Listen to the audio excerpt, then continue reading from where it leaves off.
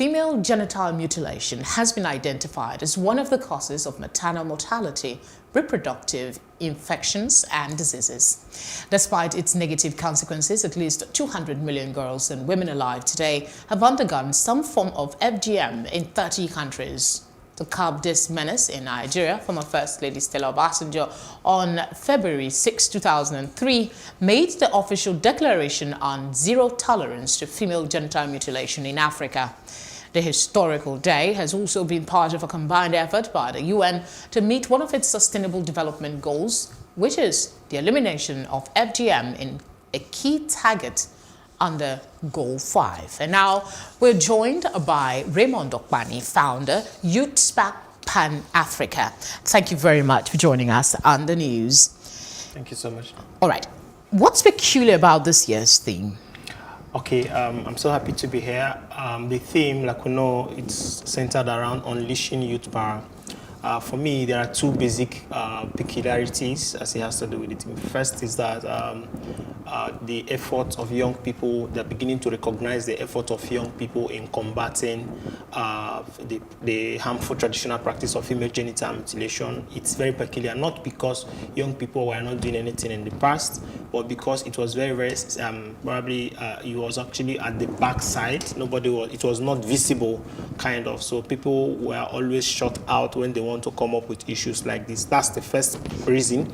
Second peculiarity is that it's beginning to also project the potential of young people as possible target, as the possibility of engaging young people's potentials, to fight the traditional practice, because we have the energy, we have the determination, we have the drive, we have the zeal, in the sense that if young people can put their voice towards solving a particular problem, nothing will ever stop them from achieving it.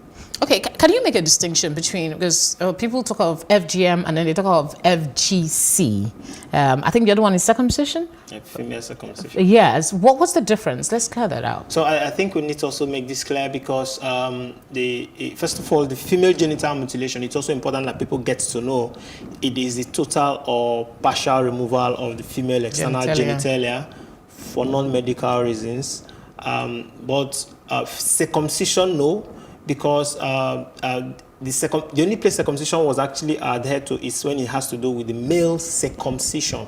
But when you are tampering with the female external genitalia, you are not circumcising. You are actually tampering what was originally kept there. It means that you just came to where something was positioned and you are saying, no, it's not this way. So when we talk about, there have been a lot of people that have been misplacing usage of words. They call it female genital circumcision. But again, some other people have taken to say it's not circumcision. Rather than saying circumcision, use female genital cutting. So that's where you see FGC, and you also see female circumcision.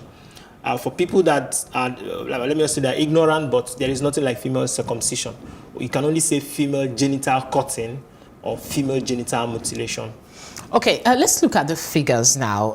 The UN is saying as of 2020, 4.1 million girls are likely to get mutilated. Yeah. Why is this figure still high, considering the efforts that were from group like yours and others in trying to create awareness and letting people change their mind based on what is realistic? Yeah, I think it's FGM is actually embedded on the culture of the people. And when things involve culture, it's not something you just come out from the blues and decide this, you just gotta stop this. It's like getting into someone's house. It's like you just come into someone's house and you want to change one of the things they treasure most in their house.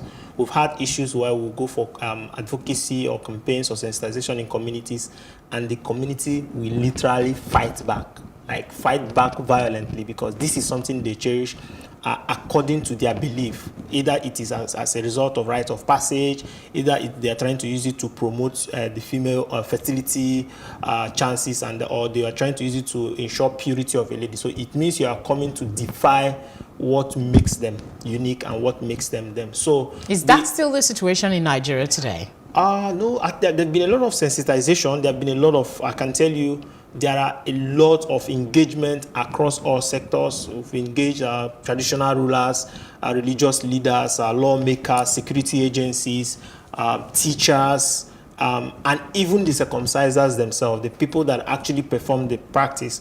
There have been some communities have gone ahead to even conduct what we call the public declaration of female abandonment of female genital mutilation. So, but again, because it's also embedded on people's culture, you can't say it has actually stopped, because for there is also limits to the number of people that have been prosecuted. And I can tell you the reason. It's because we need more communities to come out to declare openly. It is on that basis that you can enforce laws and probably get to prosecute people.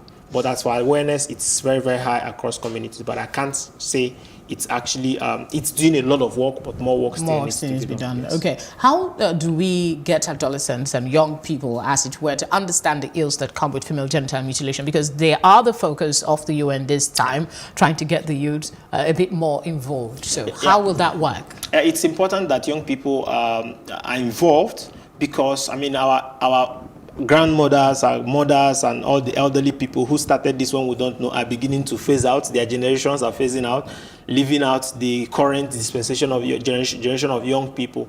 And we must understand, one of the best ways to start engaging young people is for us to understand that if you are not affected directly, you are affected indirectly. Because if it's not, if you are not affected by your sister, we have friends, we have teachers, we have colleagues, we have bosses, we have people.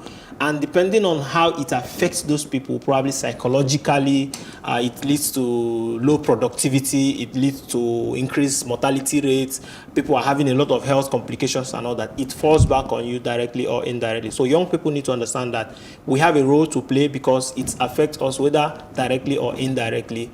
That's one of the ways I think young people need to start getting involved. Secondly is that we need to also get young people to also see the connection between this practice and development, and our own development, our capacity to grow in all spheres.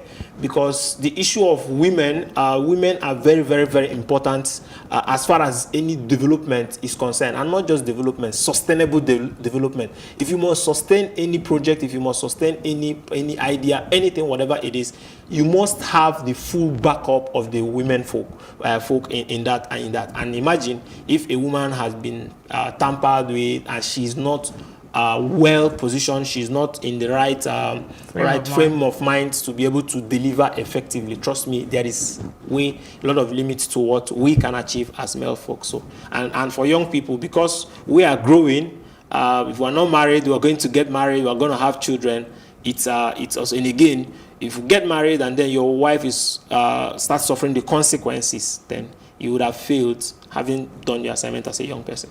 Okay, do you envisage a time with all the campaign that's ongoing from the UN locally and with groups like yours, do you envisage a time when we will no longer be talking about ending female genital mutilation, but talking about celebrating the end of female genital mutilation? Yeah, I think, yes, I know that I think there's a time it's going to happen. How soon? I can't say how soon it is, because it's the soon will be dependent on the intensity of the action, right? Because if you say, okay, we're mapping out, like right now, the goal is to end female genital mutilation by 2030. If we fold our hands right now, even if we have 50 years, nothing will happen. But if we set a deadline and then we even increase our actions, our goals are clear, what we need to do are clear, and we go ahead to do them, I think we can achieve that before 2030. Thank you very much for your time on the news. Thank you.